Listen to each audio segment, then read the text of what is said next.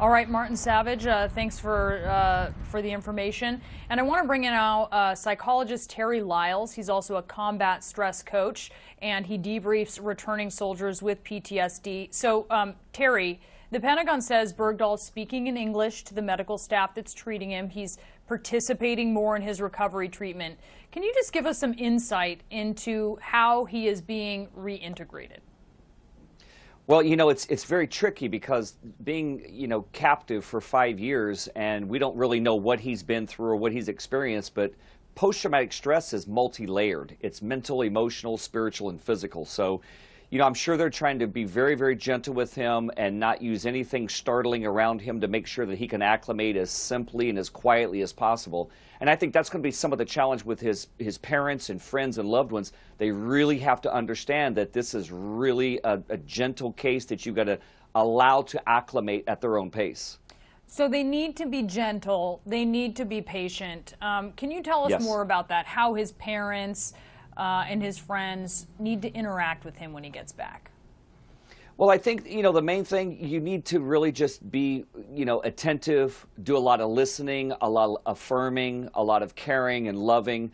I simply kind of take this on like if someone lost a physical limb, an arm or a leg in combat, and they came back missing a limb, that's pretty obvious. But the emotional trauma doesn't look like that. So we don't always realize that there's things missing in his life over the past 5 years, and it's going to take a lifetime to fill those gaps. And they're really just going to be patient and loving and listening and comforting as his life kind of unfolds from here forward. And let him set the pace. And Terry, one of the things that is pretty interesting, I think, to a lot of people that we've just learned, a U.S. official telling CNN that Bergdahl is actually able to talk to his family. If he wants to call them, he can, but he has not. Is that something that surprises you? No, that's not uncommon. I mean, actually, I've had military families try to throw parties for people who are just coming back from deployments, and it would just freak them out, basically. It was too much too soon. So, no, it's really not, because he's been in his own mind and in his own world for all these years, and for him to acclimate back to what he sees as society now is going to be very overwhelming. So everybody's just going to have to really take steps back and really put kid gloves on, so to speak, to really take care of this. And what are Army officials and medical officials there in Germany, what are they kind of waiting to see from him before they're going to say, okay, you can go back home now? Well, I mean, the standard debriefing process is to make sure, especially with his situation, we don't know if he's been drugged over periods of time, what kind of deprivation he's encountered, his nutritional, situation.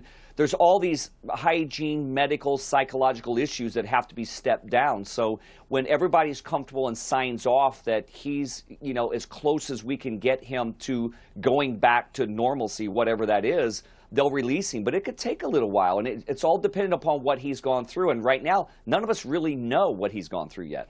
And what's the long term here? What does this do to him mentally in the years to come?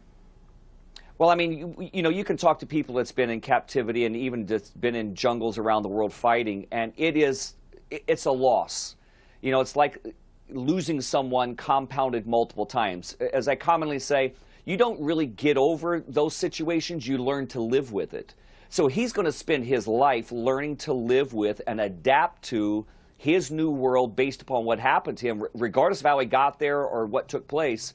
It's going to be a long road of slow recovery, but at least he's alive. He's coming home to people that love him, and he'll be taken care of. And I'm sure they are getting some of the help they need in learning all of the steps they need.